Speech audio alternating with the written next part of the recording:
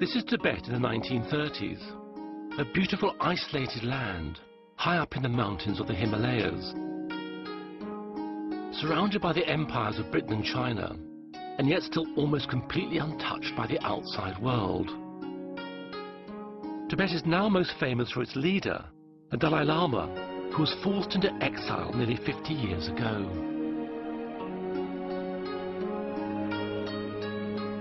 This treasure trove of rare colour films, shot by British, Chinese and Tibetan people who lived through these times, have been preserved by the British Film Institute.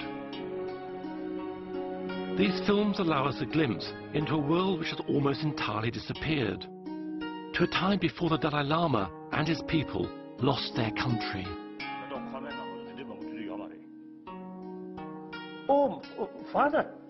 I think my father.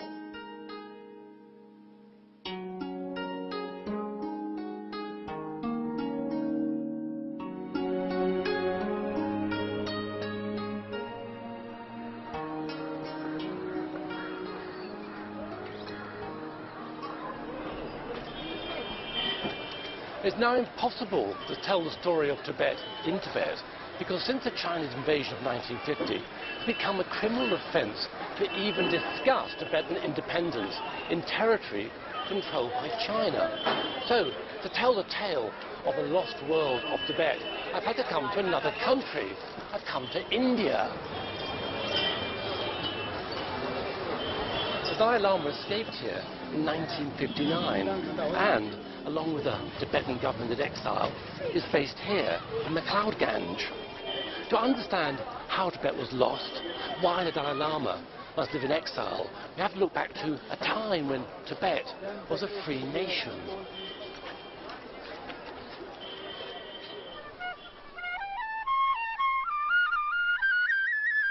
This is Lhasa, the capital of Tibet, in the early 1940s. This film is of the main shopping street, known as the Barkhor. Despite being shot in the 20th century, it looks medieval. Hardly surprising, given Tibet's location. It was almost impossible to reach, so it remained frozen in time.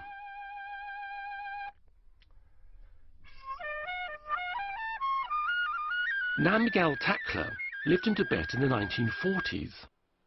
We have the huge mountains surrounding Tibet, and then we were inside this mountain, isolated, and we had the big Russia, China, Britain around us, and it was the policy to be kept, this country to be kept a buffer state, a sort of a zone where the big powers will not meet.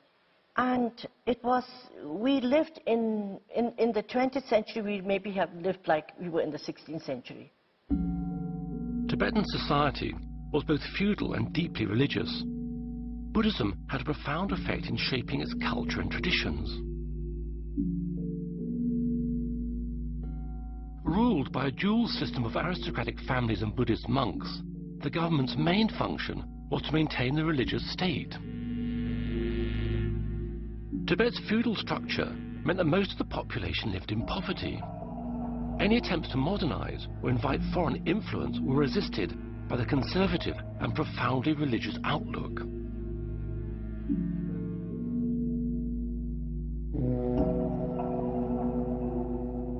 Life in Lhasa was dominated by a huge number of religious festivals, which involved most of the city's population.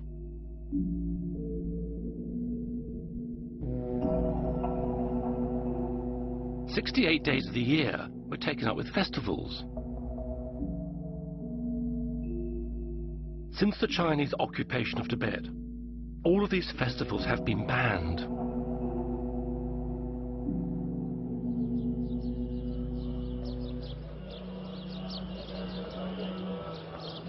Even though life for exiled Tibetans has changed enormously since the Chinese invasion, Tibetan society is still deeply religious, and Buddhism is central to its culture.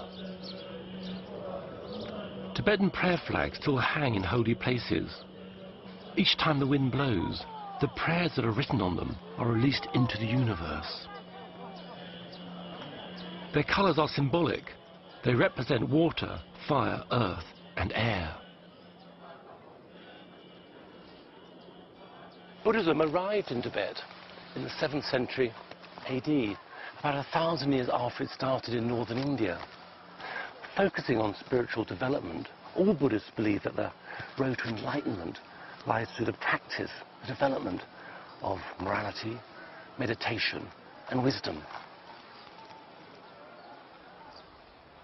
At the time these films were made, monks made up 20% of the male Tibetan population. Every Tibetan family, rich or poor, sent their youngest son to a monastery as a spiritual and religious duty. Because monks had a high social status, poor families gave up their boys in the certain knowledge they would be looked after financially for life. These boys would just have arrived at the monastery.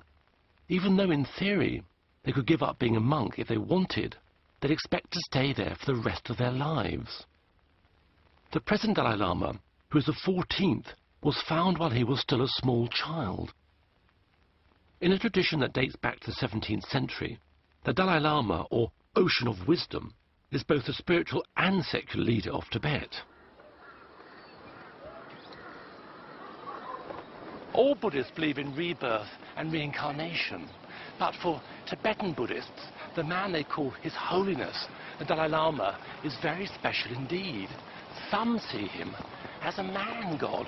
All believe he's a reincarnation of all 13 previous Dalai Lamas, and he's a bodhisattva of compassion, an enlightened being who's chosen rebirth as a human being so he can be on this world to help others. When the 13th Dalai Lama died, his reincarnation, a 3-year-old boy called Tenzin Gyatso, was found some 600 miles from the capital in Amdo, a province in the far northeast. While the Western world was at war, the family made the long journey to the capital, Lhasa. The 14th Dalai Lama arrived in October 1940. By now he was 5 years old. He was accompanied by his father and mother and 2 elder brothers, Lobsang Samten and Gyalo Thondup. Oh, father. I think my father. Father, yes. Oh, my mother. Oh, this is elder brother, whom I bully.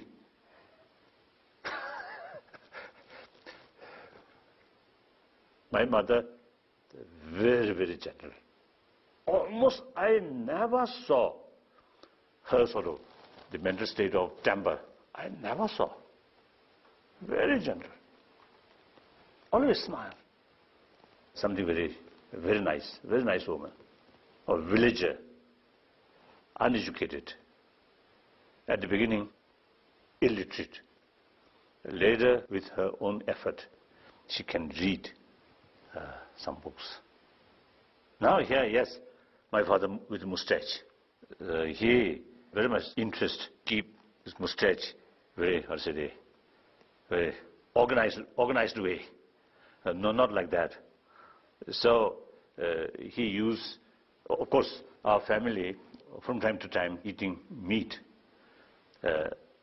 with bone.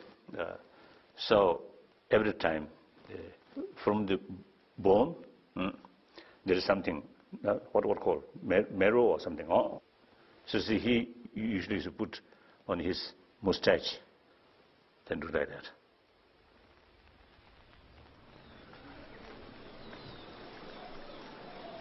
Although the young Dalai Lama was revered as a god king, he would not take up his position as head of state until he reached 18.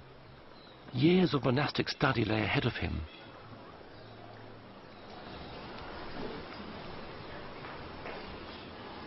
Buddhism involves training, transforming the mind so as to have a full understanding of the true nature of existence, to gain happiness and ultimately to achieve spiritual enlightenment.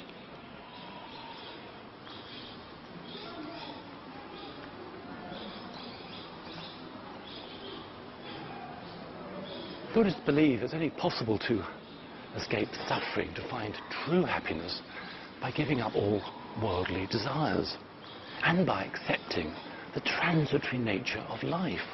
all things change, come to an end. Don't try and hang on to things.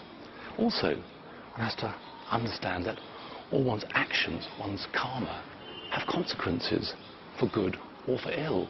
If you do good things, then you get merit and, I suppose, hurtle towards your own enlightenment. But more to the point, do good things and the world benefits. You put positive energy out into the world.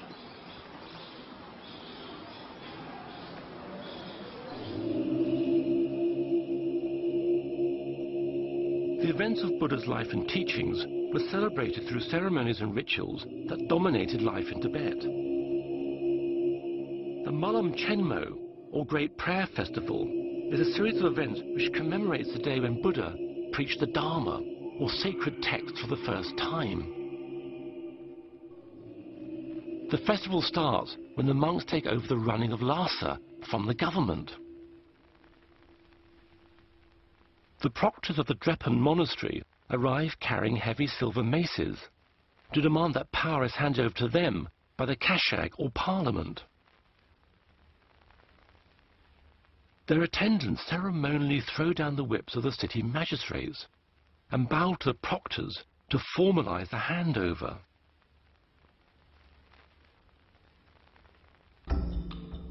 The proctors are accompanied by the Dobdobs, or monastic police, huge monks who carry long sticks and whips.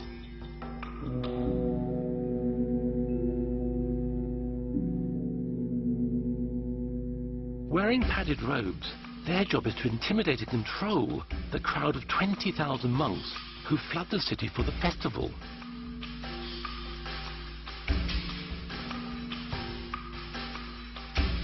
For the next month, the proctors are able to impose fines on the general public for having a dirty house, for using bells on a horse or mule, for women not wearing a headdress, for the wearing of foreign shoes, or any other disorderly behavior. Gifts of money and food were handed out. While the event was mostly funded by the government, there were contributions from the British and Chinese trade missions based in Lhasa. At this time, the Chinese were happy to support religious events. The Tibetan government was dominated by a group of aristocratic families. There were about 200 families who made up the civil service, and each of them had to provide a son to serve as an official. Within the aristocracy, there were 30 higher status families who had the most senior positions. Namgyal is from one of these families, the Sarongs. Oh, that's our house. The house I was born in, the Sarong house. And that's my aunt, Kukula. And that's my mother. They're really modeling away. It seems quite strange that they are modeling, because we never even heard of this in Tibet, nor did anybody do that, you know. It seems quite strange. I'm sure Auntie Kukula must have arranged this. And I don't know who took the picture, but it's very beautiful, very beautiful. I think they had a British governess, and so she must have taught my mother how to walk. Because I can't imagine my mother, you know, sort of showing her clothes. Yeah, they're wearing the Lhasa ceremonial costumes. Kukula is considered very beautiful, and she's really beautiful in here, I must say. And you notice here, this is also in our garden. We had one of the best gardens also in Lhasa, because my grandfather himself, he worked in the garden, and also he made all the family members come and work. And each child had a tree. We had to water the tree, fertilize it, and we were only allowed to take the fruits of that tree and no fruits from the other tree. So we had strawberries, we had gooseberries, we had pears, everything. In this picture you see my aunts together with my grandfather. They had the same father, Sarong, but their mother, they had three different mothers. They were three sisters from the Sarong, original Sarong family. This sort of family structure was not unusual in Tibet. Men could marry a number of women, and even women could marry a number of men. The reason is to keep the family wealth together. Married out, the brothers had several wives. There are bound to be troubles, and then they might say, okay, we want to separate the land. So they usually had brothers marry one daughter, or the daughters marrying several brothers, so on. It was very common. Divorce did exist, and usually what happened was during marriage there is a contract made. And then usually most of the divorces, the wife would be well looked after when she leaves the home. And if there's a son, the son stays with the father and the daughter stays with the mother. So there's no custody of children fighting about it. Automatically the daughter goes to the mother, the son goes to the father. They could also remarry. We had no problems about divorcees or widows remarrying. In fact, if they were younger, they were encouraged to marry.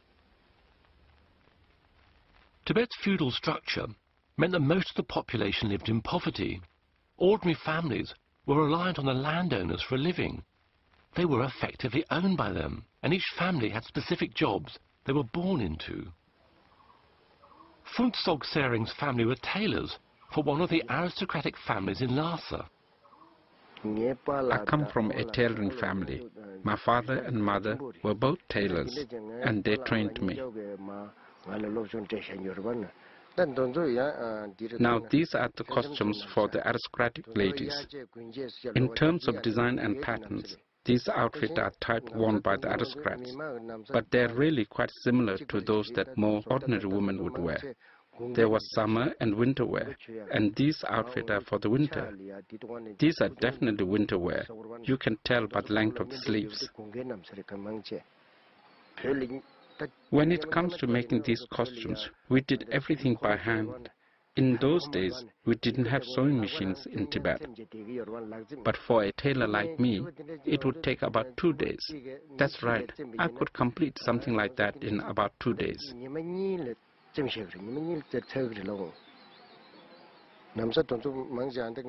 are the costumes of the Kashak, and they are relatively easy to sew. All of the aristocrat costumes were made of brocade, but the type of brocade in terms of color, shine, pattern and quality would again depend on their rank. If we were making something for government civil servant, the design and pattern would depend completely on their rank and status. Shuo Lobsang Darji was a junior rank civil servant in the early 1950s. The higher ranked officials had a huge number of costumes they had to wear, while the lower ranks had far fewer.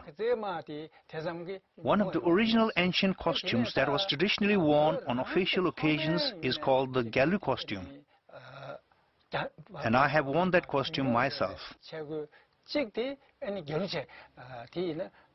I was one of the lowest ranks, like the 6th or 7th grade, and we all wore the Galu.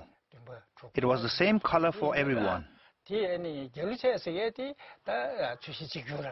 But for day-to-day wear, I wore the native Nambu outfit, which was made of black or brown woolen cloth. A unique feature of the costume was the yellow hat called a bokto, which was worn by every grade of civil servant. As for the length of our hair, everybody just let it grow. Some had it down to their waists, some a bit shorter. You let it grow to its natural length and you never get it cut. I used to have hair down to here in those days. It was very long and very thick. The top knot or pajok were very fiddly to do. They would take ages, but once you got used to it, you could do it yourself. If you were in a hurry, you would need help, especially with the braiding. So you would teach your wife how to do it, and she would help you. Later, you could call in a professional hairdresser who specialized in braiding, and they were very skilled and therefore quicker. Most men and women had long hair. Of course, the monks didn't, because they had to have their heads shaved. Everybody else grew their hair long.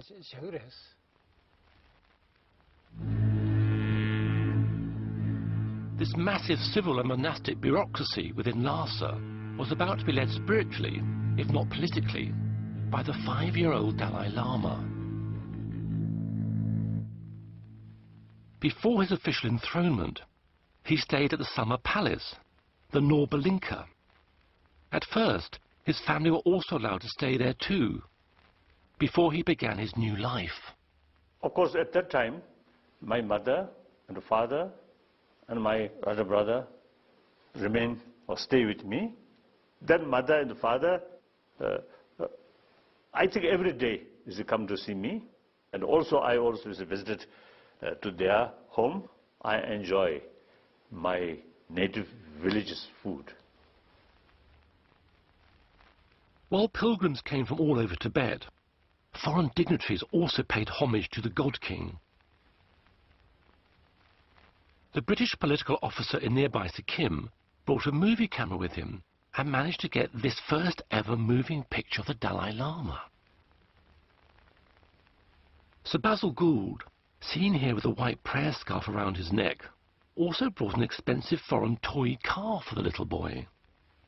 But already his status set him apart from other children, and only his older brother, Lobsang, was allowed to test drive it. Oh, this is my brother, elder brother. So the people felt if I handle maybe too risk, so my elder brother, let him, you see, play. Sometimes I feel a little jealousy.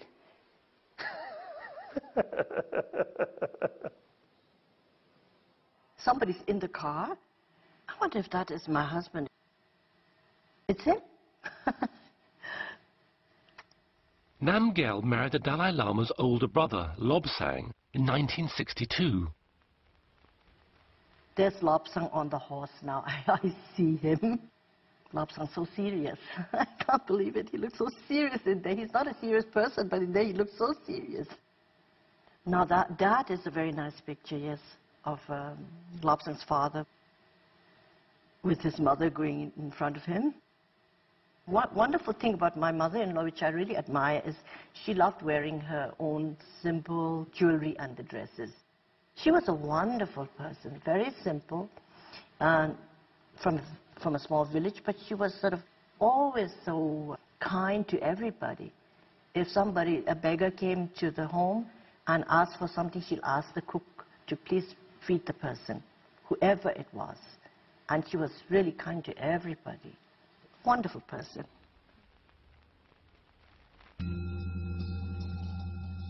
The date for the 14th Dalai Lama's enthronement ceremony at the Potala Palace was reached according to complex astrological calculations.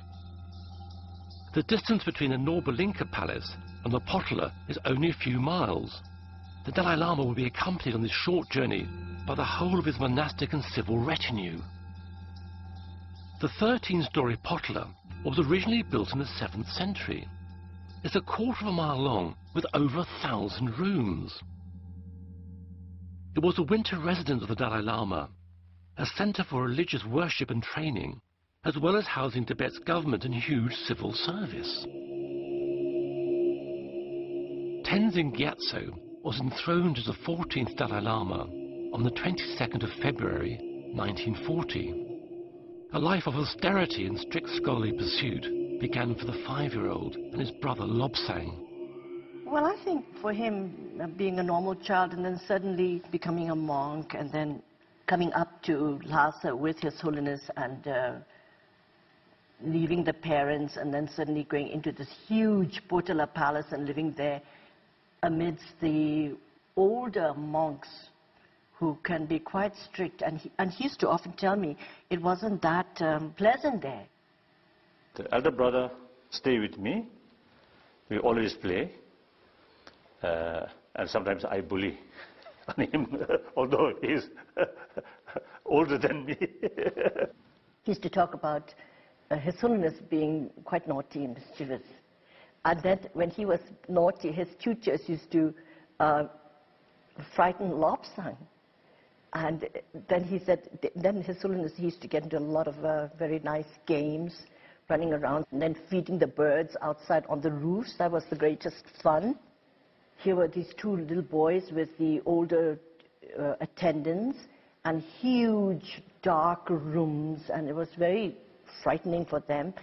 And I mean, coming from a village where you had a lot of running around, freedom, and then suddenly you are put there, it must have been quite intimidating for him.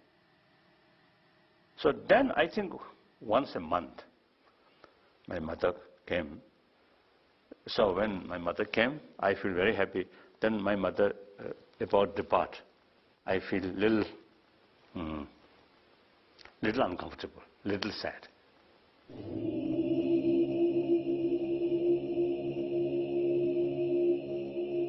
While the young boy studied, a monk regent took the role of Tibet's temporal leader until the Dalai Lama reached the age of majority. Regent Retting, seen here with his enormous bodyguard, Tukpa, oversaw much of this power vacuum, but his regime was seen as corrupt. He was displaced and then imprisoned after an attempted coup. He died in jail. The Dalai Lama had to wait to take full political power, but as the country's spiritual leader, he acted as a figurehead. One of the 5-year-old's official duties was attending cabinet meetings. His strict routine only varied for the important festivals. The festival of the votive offering took place in the eastern courtyard of the Potala Palace. It was a deeply significant solemn occasion in which all the sins and bad events from the previous year were purged, clearing the way for the next. The yellow-hatted monks of Dalai Lama's own Namgyal monastery join the government and civil officials as they prostrate themselves in front of His Holiness. Watching from the top floor is the Dalai Lama. The main event of the votive offering is the Chum, a tantric dance. Accompanied by drummers and trumpets, dancers emerge into the courtyard. They have spent many hours in meditation, envisioning themselves as a deity they are about to perform. Uza Naring Tashi was one of these dancers and later taught Chum dancing. Now here are the Chum dancers making their entrance. I have performed this dance myself.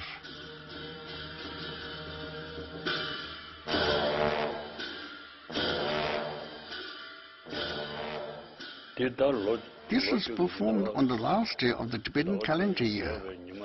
As the New Year is approaching, it's performed as an auspicious ritual to make sure that during the following year there is enough rain when we need it, that no misfortunes happen, that we are protected from any negative forces, and that there is peace in the world. That's why we perform the Cham dance.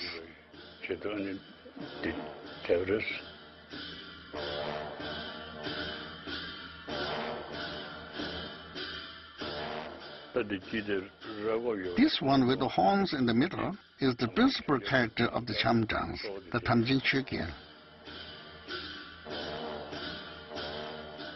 Ringed around him are 22 black hat dancers and 16 masked dancers.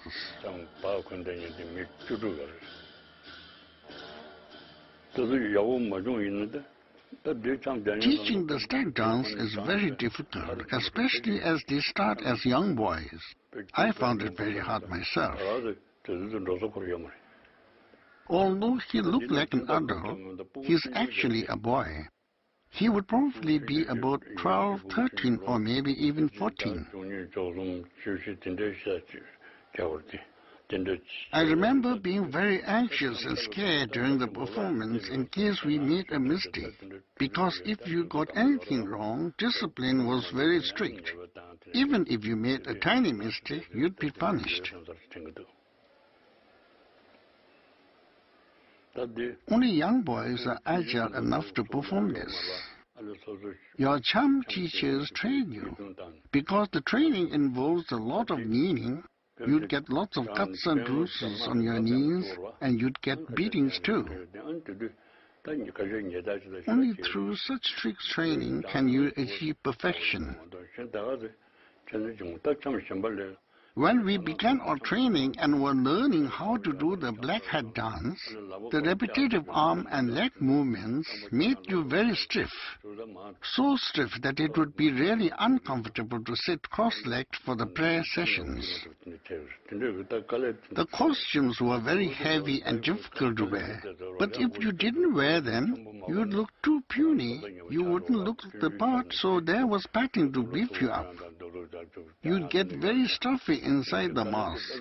The performance would last 3 hours, and the whole affair would be at least 3 hours. At the end of the ceremony, a cathartic fire purification rite is performed to ensure that the last traces of evil are dispelled.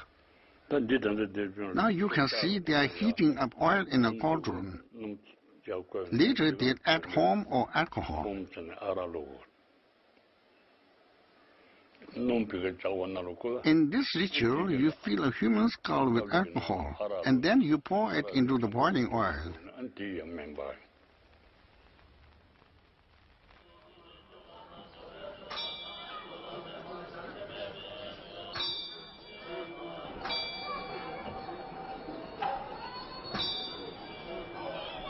Tibetan Buddhism differs from other types because it has its roots in the traditions of the earlier Bon religion.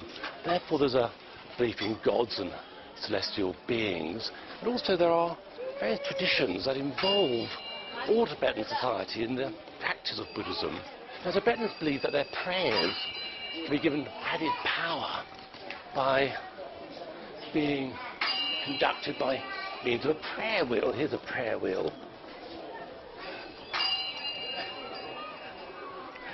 Walking round the wheel means that my prayers have the power, all the written prayers, inside this wheel. Incredible. Also, there are flags and beads which have a similar thing, prayers through repetition. And the mantras are used to really gain merit and to help one on one's path to enlightenment.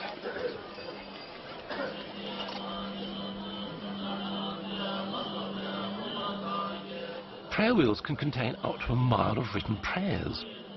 They are symbolically recited with every turn.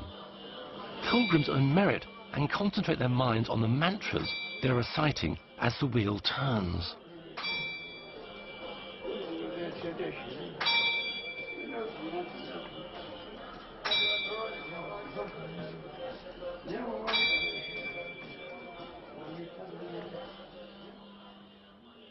The circular 5-mile walk which surrounded Lhasa was known as the Linkor. On the festival days, pilgrims would start walking early in the morning. Artemisia, scrub rhododendron, and juniper twigs were burnt, and the air would be filled with incense. A new Linkor has been created at McLeod Ganj. It surrounds the Dalai Lama's own residence up there. This replaces the sacred path lost at Lhasa. Pilgrims now walk it. This is a particularly busy day. It's a festival day. These days, I say, they just walk it. In the past, pilgrims would prostrate themselves along the route, and that was done rather like this. One simply stops, says a prayer, and then one measures one's length on the ground, right way down to the bottom and up again.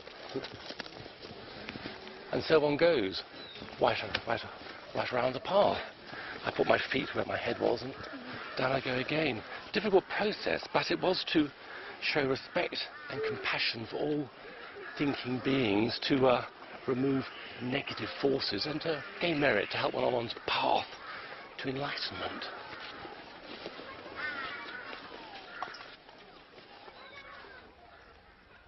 Jampa Chodron was a young nun living in Lhasa at the time. This is the Linkor, the long circuit just beyond Chopati Hill. A shot is taken of the section just below Chopati Hill. There used to be people carving mantras on stones, making clay statues, and many places where you could make incense offerings. there would be many people walking the lingo. Down here, there would be people doing the half sideways prostrations as well as the forwards prostrations. I didn't manage to do any sideways prostrations, but I managed to do one circuit doing the forward prostrations. Here they're making the descent. Sometimes when you're prostrating here, you would nearly fall down. I did a lingo circuit. I took 6 days and morning. In the midday sun, you couldn't do the prostration, so you would have a rest. Friends would bring you a meal, so you would have a lunch break. People would normally get up early and start at dawn.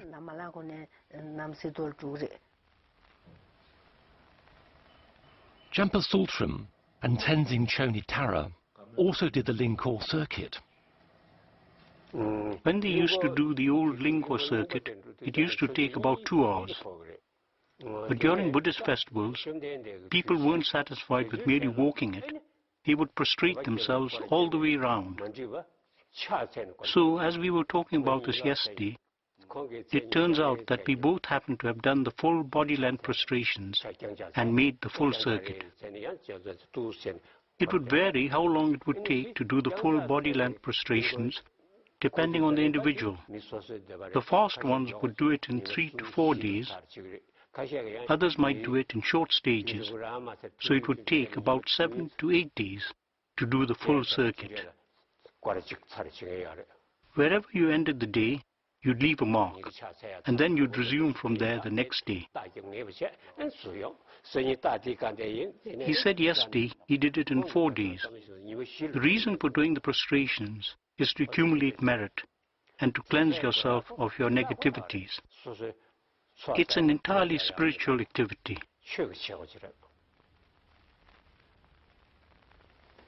Now here are some pilgrims who have come from villages far away. They have come for the Malam festival. You can see that they are carrying their provisions in bags on their back. There were people coming from all different directions. Some would beg, some would offer prayers, and some would give alms to the beggars. One was free to do what one wished. You would give soup, tea or money to unmarried. There is somebody ladling out some tsamba for the beggars. On the day to celebrate the Buddha's enlightenment, the Lingkor is especially crowded. Many people are begging for alms. The giving of money, food or tea was very much part of the pilgrim's practice, and it still is today. These days in Mcleodganj, the beggars are Indians, and the pilgrims giving money are Tibetan refugees.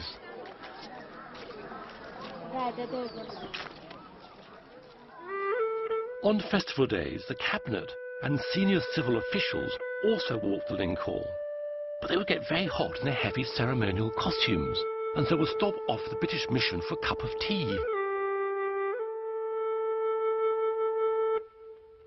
Historically, the British and Chinese were officially represented in Tibet.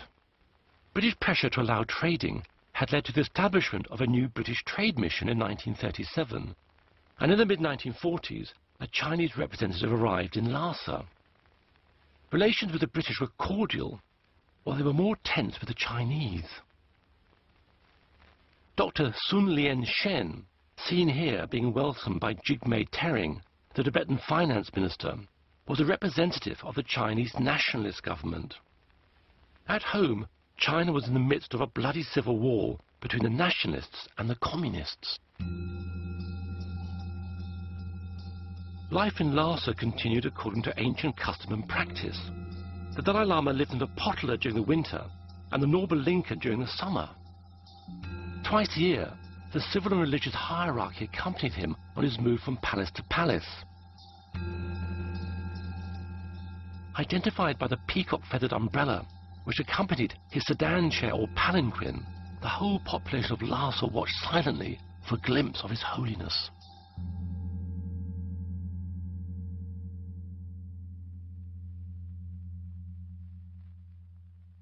At the front of the procession, there would be the lower rank officials, and they would get higher and higher the nearer they got to His Holiness's palanquin. The front column are the monk civil servants in order of importance, up to the cabinet ministers who ride alongside His Holiness. Behind the palanquin are his two personal tutors, and then his immediate family members. The lay civil officials bring up the rear at the end of the procession according to one's rank and position. It was the same protocol as when you would have an official audience with His Holiness. As a junior civil servant, my turn would come somewhere at the very end.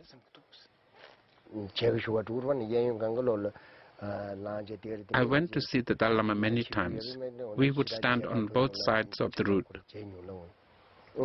Because he traveled in a palanquin, you only be able to get an occasional glance of him.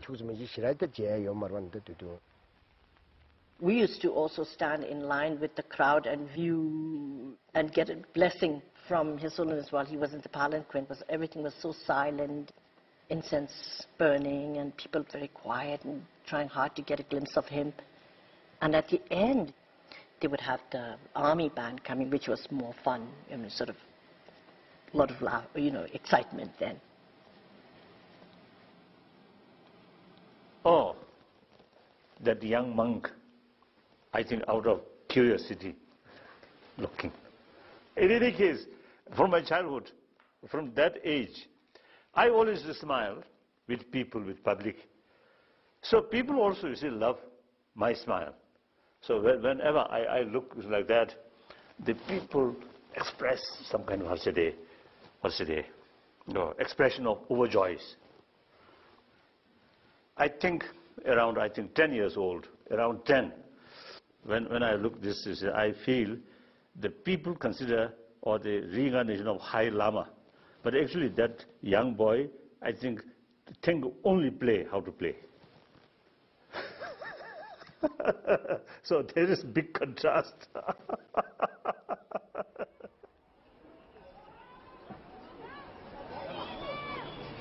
These days, there isn't quite the same spectacle when the Dalai Lama travels.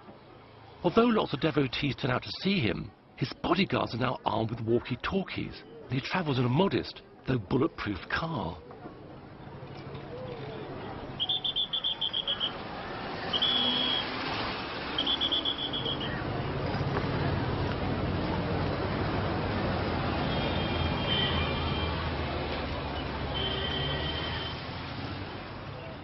Tibetan Buddhists have retained much of their culture and religious practice since going into exile. But life in Tibet before the Chinese occupation was significantly different in many ways.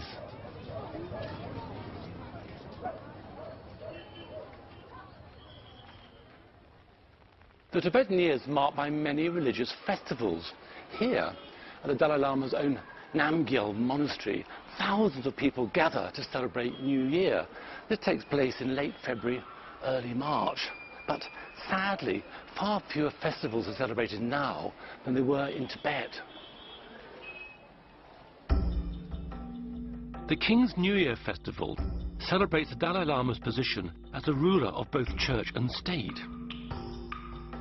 The high officials wear robes whose design dates back to the 7th century, along with ancient ornaments of amber and coral, which had been traded along the Silk Route and had originally come from the Mediterranean. The turquoise charm boxes around their necks and the golden bar encased in turquoise, which reaches their waist, is so heavy it must be carried. The ordinary people of Lhasa gather at the foot of a potala to watch the sky dancing, a spectacle which a man scales a rope up to a tall wooden mast, stands precariously on a small platform, and then spins himself around.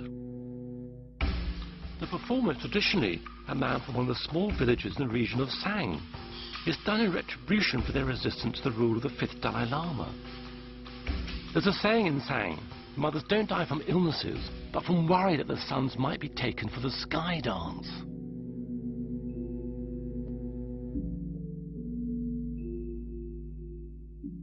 The casting out of the votive offering was one of the biggest and most elaborate of the celebrations. This ceremonial military maneuver was known as the coiling snake. With civil officials acting as marshals, 500 infantry in chain mail move in a zigzag formation, while another formation circles it. Seemingly chaotic, it was highly organized, and the troops rehearsed for months to perfect it.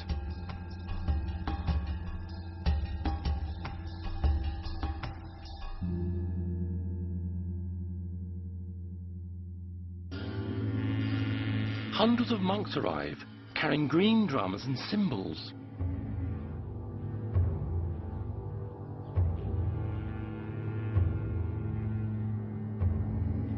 Next, the torma are brought out, tall sculptures which have a grinning skull on top and represent all evil spirits. Wearing an ornate headdress, the Nechung oracle, a monk who is chosen for his psychic powers, appears in a state of possession.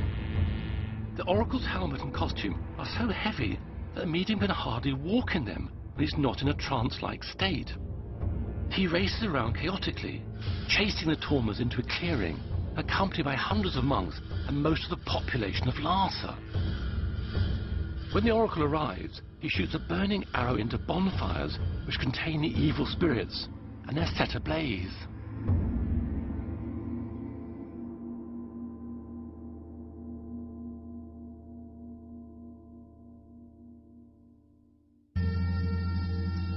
Many of the religious festivals had an additional civil or governmental element. At the review at Trapchi, the Tibetan cavalry assembled in front of the cabinet and government officials. The cavalry wears chainmail, steel breastplates and helmets with peacock feathers on them. The standard bearers wear special helmets which have Allah inscribed on them in gold, thought to date back to 8th century contact with Arabs. They carry tall lances wrapped in painted banners, said to have been given by the army of Genghis Khan's grandson. The cabinet wears ornate robes. Their fur-trimmed hats have silk crowns with ornaments on top of coral, turquoise and gold. A government official, followed by 4 junior officials, makes his report to the cabinet, announcing the number of men and horses. Shiodaji had to attend the review every year. These official functions tended to be rather long drawn-out affairs. However, each one of us had our own responsibilities to perform. As you can see here in the film, when we junior accountants had to present the inspection report at the review at Trapchi, we had to give the full list of horsemen and their equipment. So I had to feel very tense from early in the morning as I had to present the report aloud in front of a huge gathering of people. I would worry that I would make mistakes and embarrass myself, so I felt scared. I would be so terrified that time would just fly past. But when I had no responsibilities, the ceremony would get tedious and seem to go on forever. So we young ones would quietly sneak out the back for a cigarette and a chat. Another military event, the gallop round the fort, was slightly more exciting to attend. These are the special Molam Festival cavalry. 2 Yaso generals command them. Together they are being prepared to lead the presentation. There were 3 targets. The riders had to ride past, fire a gun, shoot an arrow, and spare each one. If they managed to hit each of the targets, they would be presented with a victory scarf.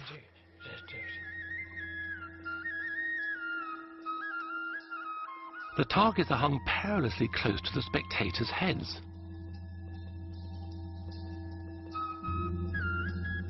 There is frighteningly little crowd control, and serious accidents result.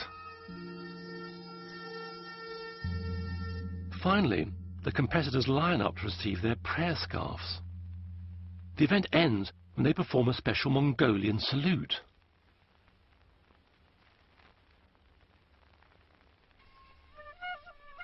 Other pursuits were more gentle. The people of Lhasa, rich and poor alike, took advantage of the summer festivals to enjoy their environment. During the month of celebrations to honor the Buddha's enlightenment, the government ministers and officials rode around a lake to make offerings. After they'd had their turn, the ordinary pilgrims were allowed to go. It's hard to believe that war was raging in the rest of the world as the people of Lhasa set off for their annual picnic season.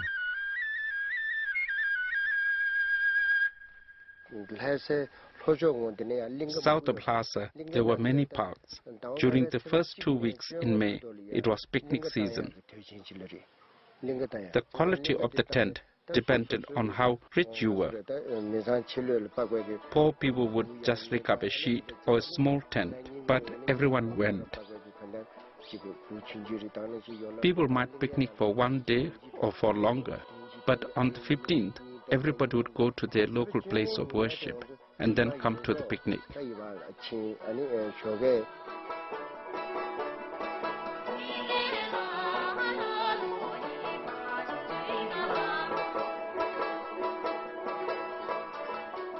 The nationalist Kuomintang government in China maintained its mission in Lhasa and even joined in with the Tibetan festivals.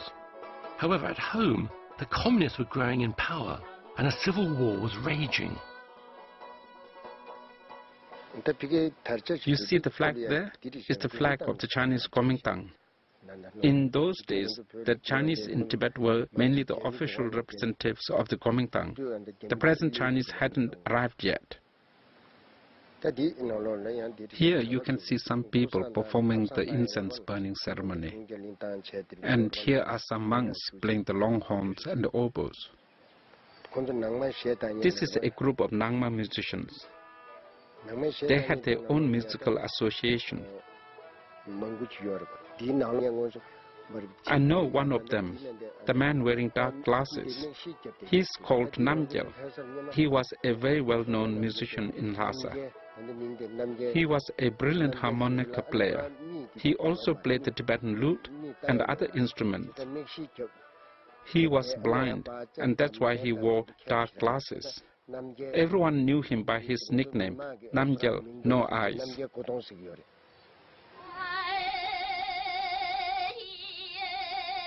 Another important summer event, and one of the Dalai Lama's favourites, was the annual opera festival held at the Nobulinka Palace.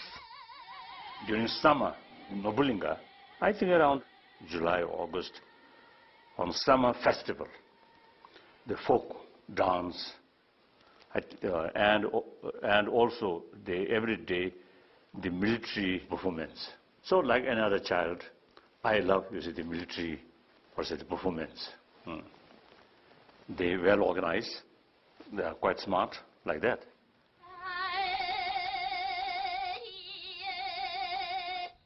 Opera, Tibetan unique opera is a play. So during that period, I have no lesson, free, holiday. Then my mother often come, because during that period my family stay in residence in Nobulinka. They stay there a few days. So I'm very happy.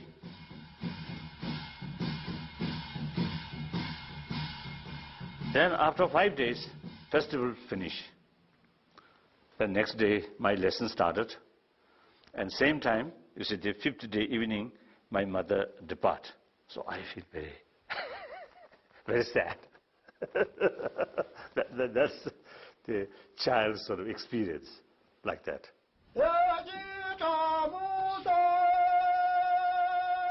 For the commoners in Lhasa, participation in some festival events was not really a matter of choice. For the wrestling and weightlifting, the contestants were all from the Dalai Lama's personal bodyguard regiment. So it's hard to believe, given their size and stature. The wrestling was a particularly unpopular duty, as they had to wear loincloths. It was deemed to be shameful appearing semi-naked in public, and especially in front of your superiors. For most, shyness meant they were covered up quickly, but some seemed to rather enjoy it. At the same time as a horse race is being conducted around the city, there's also a foot race. A motley group of men running brightly coloured outfits, somewhat unenthusiastically. The race is compulsory and is performed as a duty to their landlords.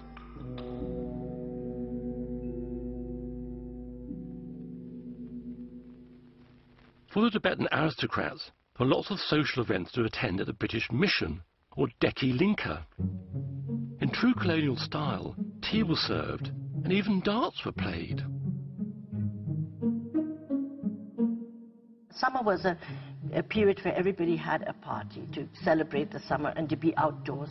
This person playing the dart is my grandmother's youngest, one of the younger sisters, Delarapten, playing darts, yes.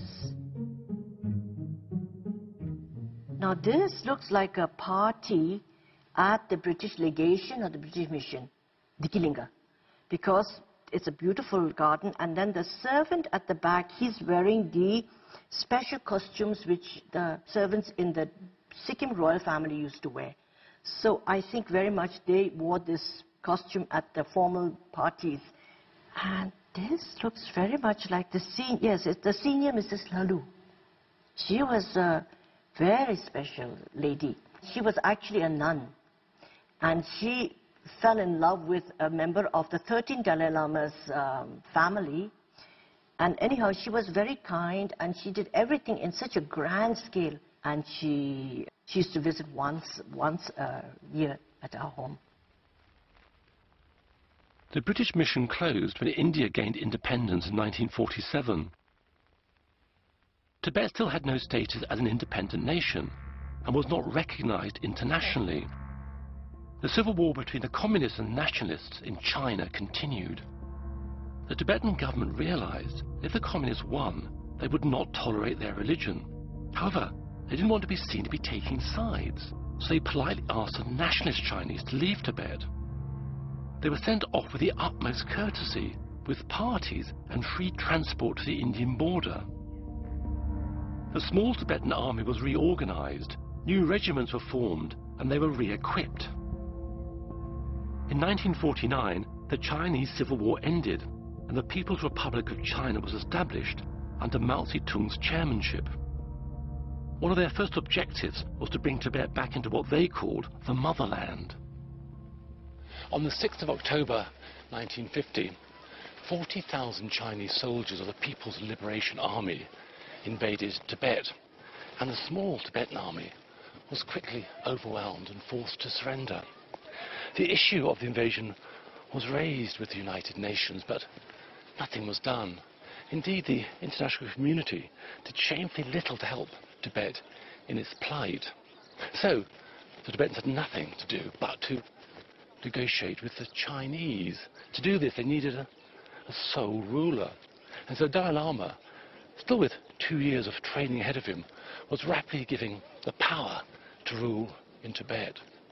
Incredible this, a 16-year-old boy was suddenly made the temporal and spiritual ruler of Tibet. The teenager acted quickly and sent delegations to Britain and America, but it was the height of the Cold War, and they refused to help. The Chinese, however, were happy to talk. Fearful that Chinese troops would invade Lhasa, the Dalai Lama instructed Tibetan officials in Beijing to begin negotiations. The 17-point agreement, in which Tibet was defined as being part of the Chinese motherland, was signed in Beijing without the Dalai Lama's consent. The reunification, as the Chinese called it, was completed when the invading forces reached Lhasa in October 1951, and Tibet was conquered. Samdong Rinpoche was in Lhasa at the time. At that time, there are quite a sizable number of Chinese military personnel arrived in Tibet, and they have set up loudspeaker radio in Lhasa town. So there was a lot of wires going over the houses, and there's a big loudspeaker. So it was not a radio, but just propaganda through a whole the town covered by the loudspeakers. After the Chinese arrived in 1951, everybody felt that they had lost their way. They didn't know what to do. There was a real feeling of tension and uneasiness in Lhasa. The Chinese were becoming more and more oppressive by the day. His Holiness was in a very difficult position in the face of the military power of the Chinese. Rather than resist Chinese rule, the Dalai Lama attempted to make the 17-point agreement work. As it was meant to allow the Tibetan government to continue running its own country, for the next 3 years he set about introducing social and land reforms, attempting to propel Tibet into the 20th century. However, he still had ancient and highly demanding spiritual duties to perform. The Kalachakra ceremony, or Wheel of Time, is one of the most complex systems of theory and practice in Tibetan Buddhism. The 17-year-old Dalai Lama was initiated into this tantric tradition in front of hundreds of officials and monks at the Norbalinka Palace. I think this is the first time of Kalachakra initiation at Norbalinka. I think 16, 17. I already, you see, took the responsibility of the Kasa, the temple or temple power. Oh, bless me. Here comes His Holiness the Dalai Lama. Here he is receiving mandala offering for long life. He's looking so young. He's not wearing glasses yet. He must be 16 or 17. Here is the Lord Abbot, elder brother of His Holiness, Losang Samte. It must be inside the Norbalinka. This is during the Kalachakra teachings. It looks like the people are throwing scarves forward to request the teachings after the mandala ceremony. You would say prayers, then everyone would throw scarves forward. It was what everyone did in Tibet, but these days His Holiness discourages it. In 1954, the Dalai Lama received an invitation from the Chinese to go to Beijing. Most Tibetans were against the idea, fearing for his safety. The Dalai Lama, however, was determined to go, seeing it as an opportunity to be able to talk to Chairman Mao in person. Then I felt, not only me, but some officials, some high officials, now two opinions. One opinion, now this is the right time, should go to Peking and meet high officials, high leaders. Then some very much reluctant, very much against. I think out of fear. And my own opinion is, now better go there. Eventually, it was decided he could go, provided he returned within 1 year. His Holiness himself promised the people he would return within the year. I heard that when he was about to cross the Tsangpo River, people had come from Lhasa in their finest clothes.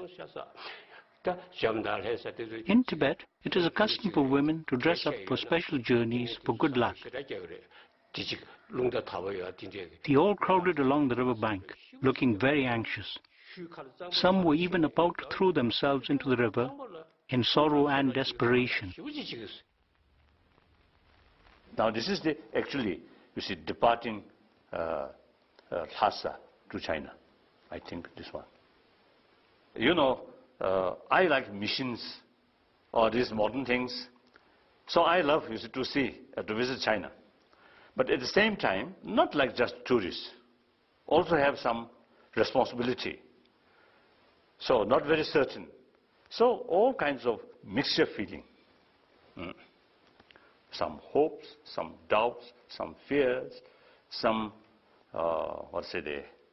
undecisive, like that. And also some excitement. The Dalai Lama attended the first National Chinese People's Congress, which included 10 seats for the Tibetan delegation. He was impressed by Mao and felt a great affinity with many of the egalitarian principles of communism. However, At their last meeting, Mao wasted no time in giving his true opinion of Tibet and its future under Chinese rule.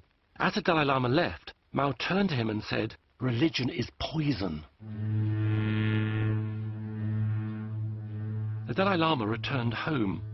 News reached him that the Chinese authorities in eastern Tibet were confiscating lands belonging to monasteries and redistributing them amongst themselves. The situation deteriorated. Fighting broke out between the Chinese army and Tibetan freedom fighters, and refugees began pouring into Lhasa. In the midst of this tense atmosphere, the Dalai Lama still had to take his final monastic exams, the main focus of which were public debates.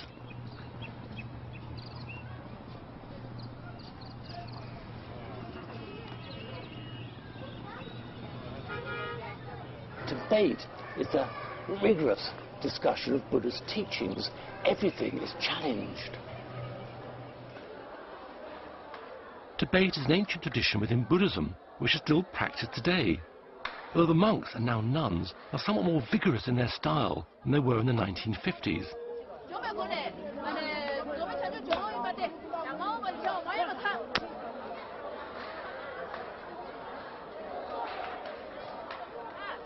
These monks are arguing over their personal interpretation of Buddhist texts. The skill is in arguing and using logic and your own analysis to back up your points. They are punctuated with claps to the hand. The respondent must then reply.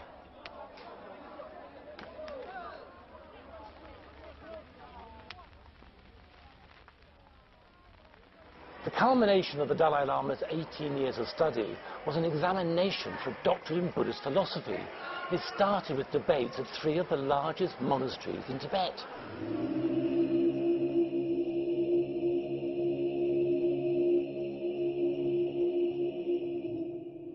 Drepung Monastery had 10,000 resident monks. 8,000 of them were squeezed into the square to see the Dalai Lama as he arrived with his retinue to take his first exam.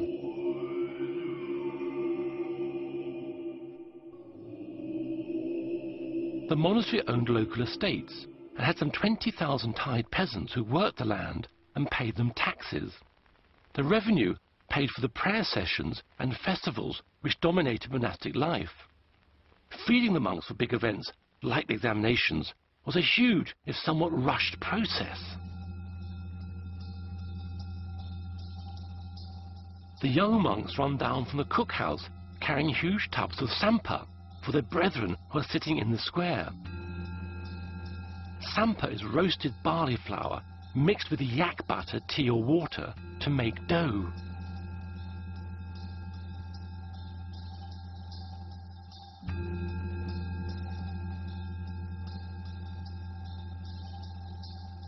To celebrate His Holiness's presence, the monks are also given prayer scarves, tea and money.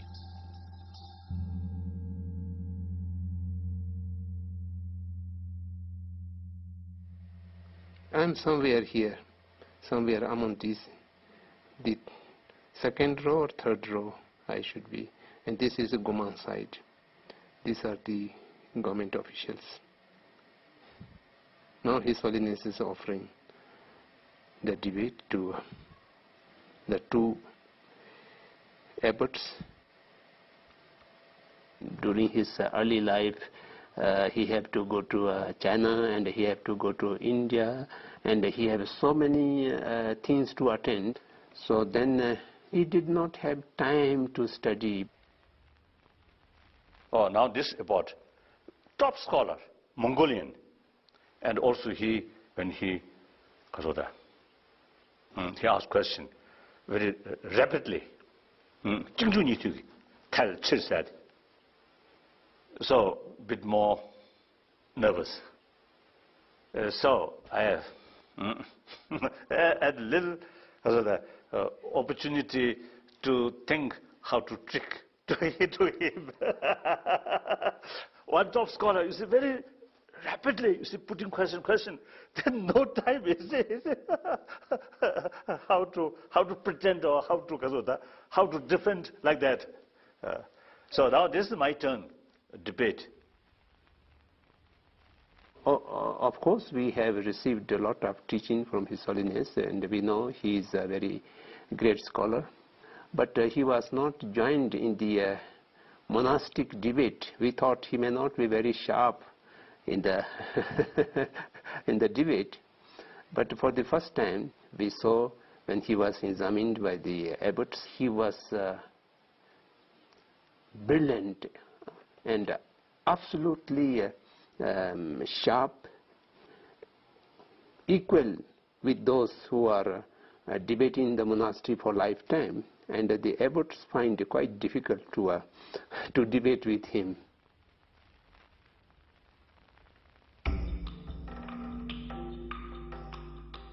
The next exam was at Sera Monastery. The whole of the Dalai Lama's government travelled with him, allowing him to consult with them about the growing tension in Lhasa.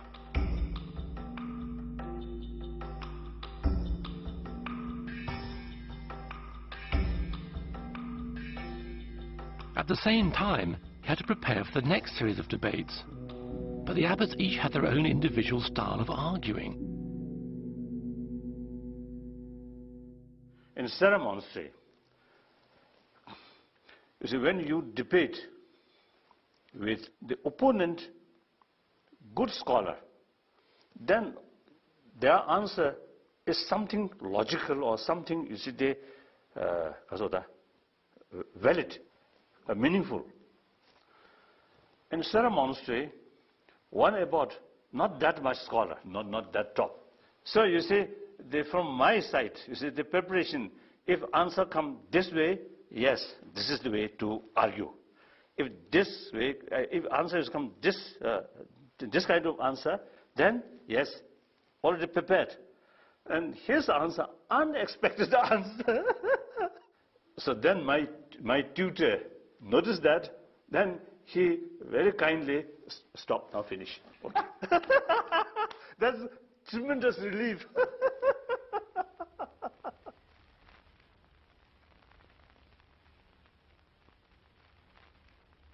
The last of the preliminary exams was some distance from Lhasa, at Ganden Monastery.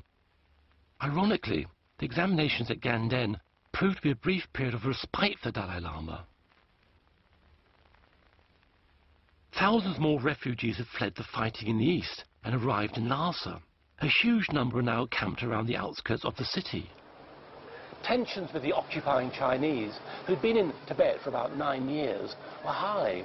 There were food shortages in Lhasa and rumours about massacres in eastern Tibet, and also rumours about the destruction of sacred sites. Meanwhile, the Dalai Lama still had his final exam to take. The Dalai Lama returned to Lhasa and continued to prepare for his final exam. Amidst increasingly disturbing reports of Chinese atrocities, he attempted to concentrate on his studies. He took solace in Buddha's teachings that one's enemy is one's greatest teacher, and to have compassion for all sentient beings.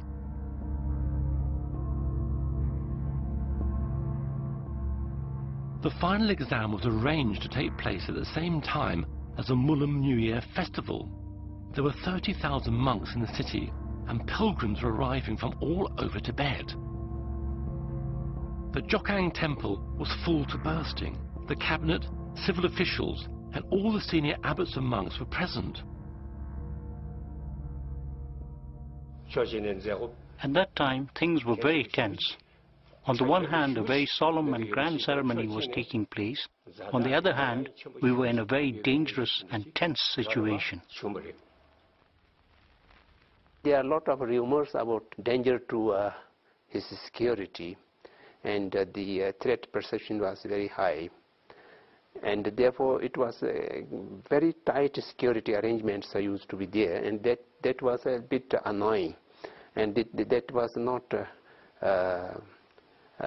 a consonance with the monastic atmosphere.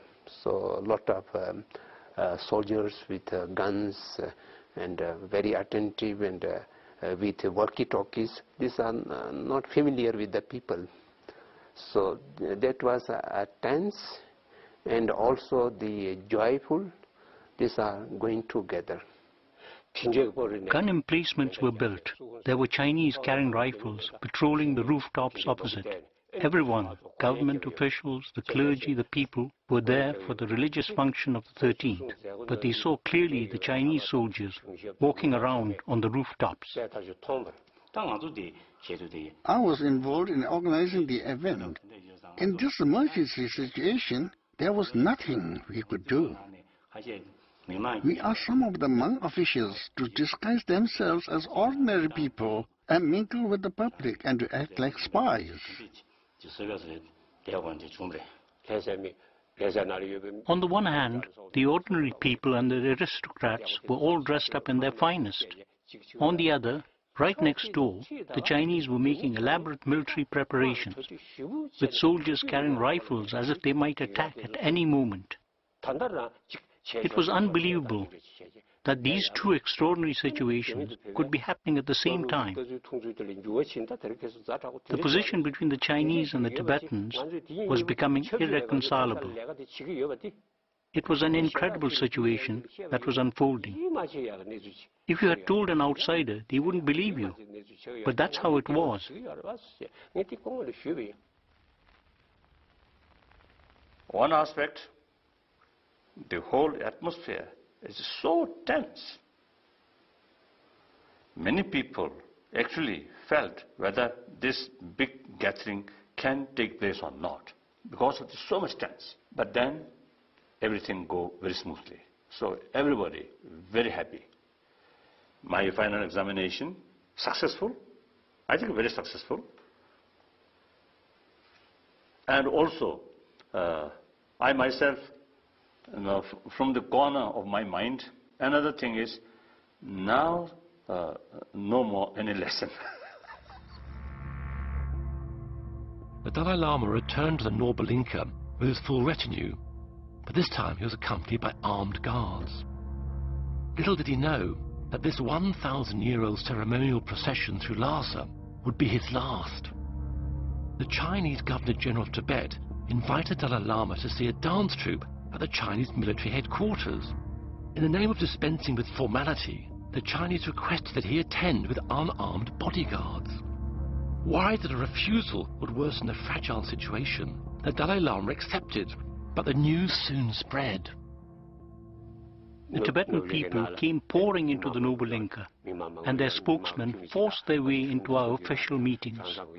So His Holiness didn't go. This meant that any communication between the Chinese and the Tibetans had completely broken down. As this had happened, everybody felt it wasn't safe for His Holiness to stay. You could never tell what the Chinese might do. So everyone wanted him to leave as soon as possible. Although that was what everyone was thinking and what everybody wanted, no one dared say it out loud. We were all terrified.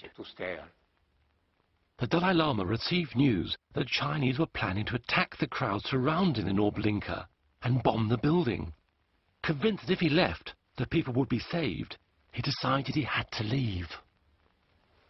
Of course, I think topmost in my mind is fear, sadness, and almost like the feeling of desperate. And also leaving some of my close friends, sweepers, or some monks who look after temples or the libraries in Noble Inca, and including my dog.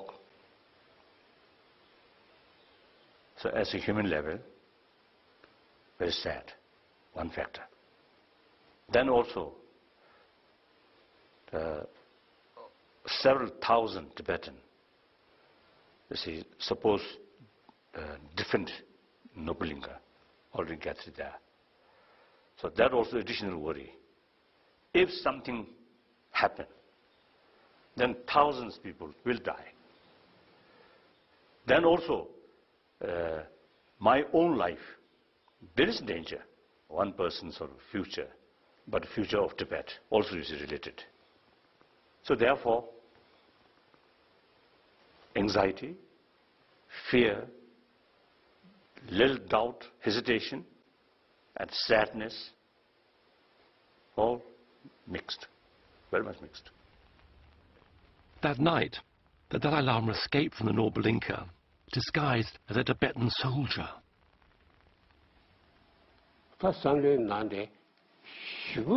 I had an indescribable feeling. On the one hand, I was exultant that His Holiness was able to leave. On the other hand, I was very sad when I saw him.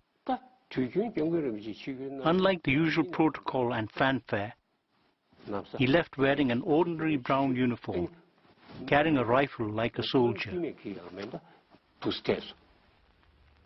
The next day, reached southern Tibet. Then fear of my life, then no longer. Then we have no hesitation to criticize about our Chinese brothers and sisters. While in Lhasa, also sometimes we criticize, but from one corner of our mind, we, be careful, be careful, be careful, or that kind of sort of situation. Then as soon as we reach southern Tibet, free from Chinese forces, we get some extraordinary feeling. Now, freedom. 2 weeks later, after an arduous journey through the Himalayas, the Dalai Lama reached safety in northern India. That morning, around dawn, they began shelling the noble Inca. At around 9 or 10, I went to Chokpuri Hill, to the defensive position I had been assigned to monitor. When I looked towards the Potala, I saw there was a huge fire in the eastern wing.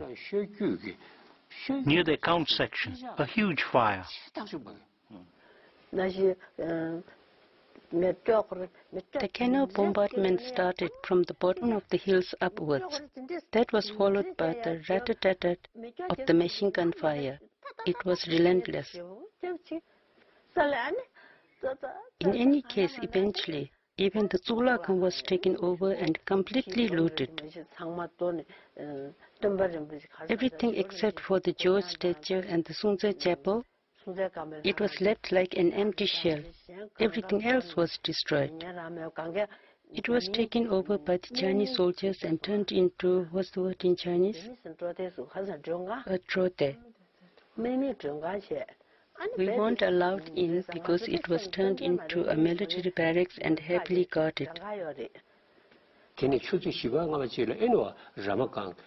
Then around 4 or 5 in the evening, when I looked across at the Ramakang ferry crossing, I saw large numbers of Tibetan horsemen, foot soldiers and ordinary people. Many of them were from the Tibetan volunteer force. Then the relentless bombardment began. In the dust and smoke, I saw people and horses falling.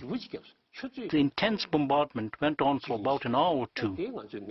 That day, over 1,000 of our people were killed. I saw it all with my very own eyes.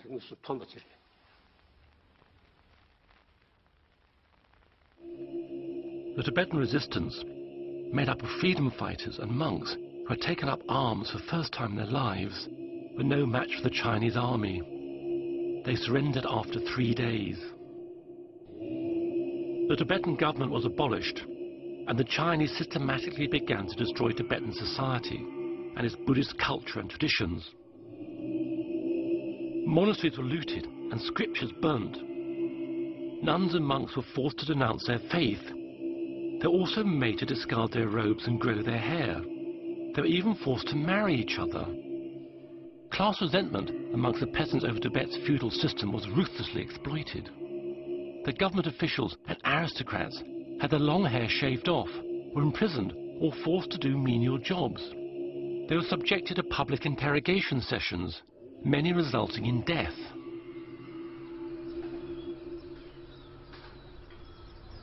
The Indian government granted the Dalai Lama political asylum, and 80,000 refugees escaped from Tibet to join him. He has lived here in Dharamsala, known as Little Lhasa, ever since. the Dalai Lama appealed to the United Nations, calling on China to respect the human rights of Tibetans and their desire for self-determination.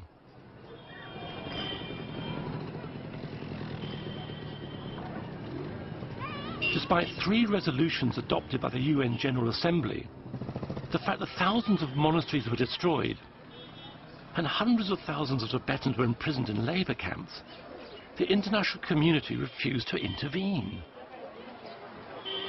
It's tragic that Tibetans have lost their homeland, and with no tangible international intervention.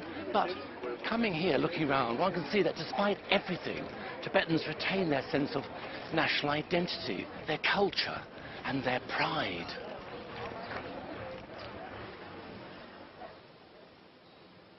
Looking at this pictures that you have here in front of me, it's entirely a different world. And it was, to me, it's very sad. For instance, like my grandfather wanted Tibet. I get very emotional to talk about Tibet, you know. My grandfather wanted Tibet to be with the outside world and to join the United Nations, to educate the Tibetans outside and to be with the modern world. But his visions and his wishes, and also his 13th Dalai Lama and the 14th Dalai Lama had a wish that we must have contact with the international world. But unfortunately, from our own side, we were so blind and we knew nothing of the outside world. We were just so engrossed in our little pond, you know, so we knew nothing, what was happening to the world, what could happen, and so we lost our country.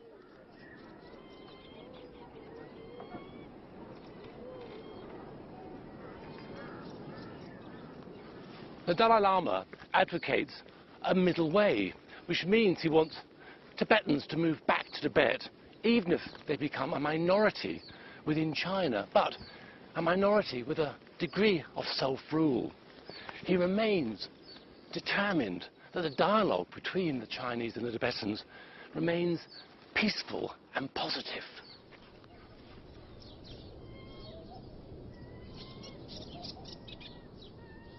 Middle approach is the best. So present Chinese government policy regarding different minorities, particularly regarding Tibet, is not healthy or not good for long run. So kind of new opinions as a result of better awareness now coming. So therefore, basically, I'm hopeful. Thank you. Phut Sering escaped to India in 1959. He is now the Dalai Lama's personal tailor. Shuo Lobsang Darji spent 15 years in a Chinese prison in Lhasa. He escaped to India in 1985 and became the Chief Justice Commissioner for the Tibetan government in exile. Usha Nawang Tashi escaped to India in 1959. He retired as a chum teacher in 1990. The Venerable Jampa Sultram served 20 years in a Chinese prison in Lhasa. He escaped in 1980 and worked at Dalai Lama's private office. The Venerable Tenzin Chonyi Tara escaped from Tibet in 1959 and worked at the Dalai Lama's private office until he retired in 2003. Jampa Chodin was forced to give up being a nun and marry a monk. She escaped to India in 1984. Professor Samdong Rinpoche escaped to India in 1959. He is now the Prime Minister of the Tibetan government in exile. Namgyal Takla left Tibet in 1956. She's lived in Switzerland, America, and now India, working for the Tibetan government in exile.